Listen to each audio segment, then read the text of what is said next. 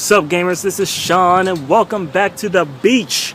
We're here at Redondo Beach, California, and I'm here to just talk about something that's near and dear to my heart, and that's the arcade scene.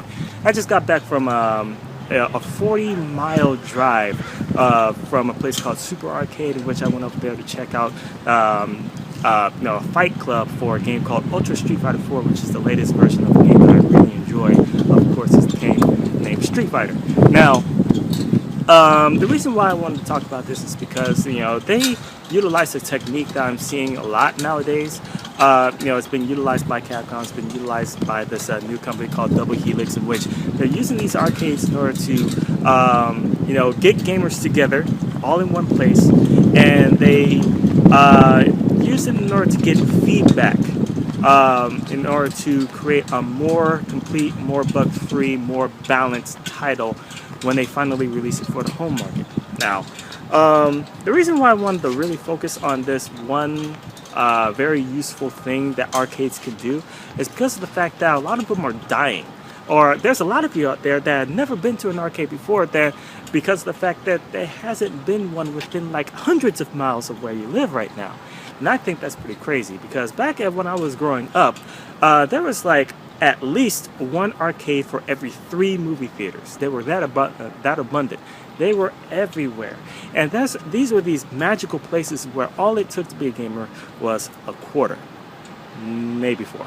But yeah, you can check out all of these releases, no matter what they are, whether they be platformers, whether they be racing games, shooters, whatever. They came out at arcades, and they gave you something to look forward to a few months or a year down the line, because that's what was going to be released for the consoles like the Nintendo, Super Nintendo, Sega Genesis, PlayStation, whatever. All right.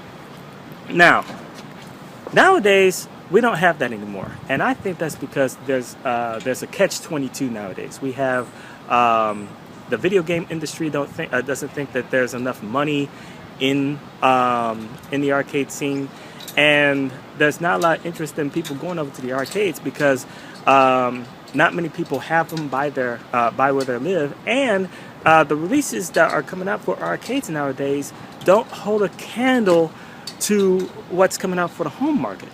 And I think that, due to the fact that these arcades can still have a purpose, I think that they can be repurposed in a way such that we can keep more of them from closing down.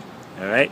Now, like I said, arcades are near and dear to my heart, and with what these companies are doing with our arcades nowadays, I think that if more companies do the exact same thing for their AAA titles, then that will support like more gamers across the board. I mean, that will support more new players by having them go to a place in which they can check out games for only a quarter or 4, or they can support the people who are looking for a new business to get into.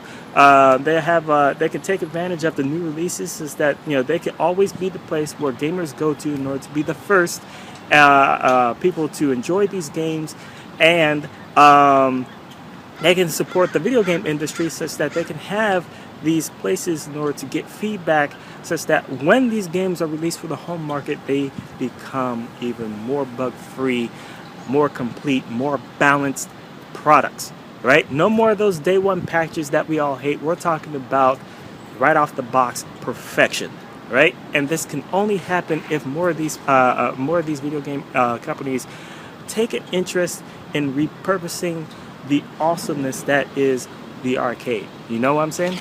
Now, I don't want to see any more of these arcades die out. I mean, I believe that arcades nowadays are still awesome. They're a great place to socialize with other like-minded people.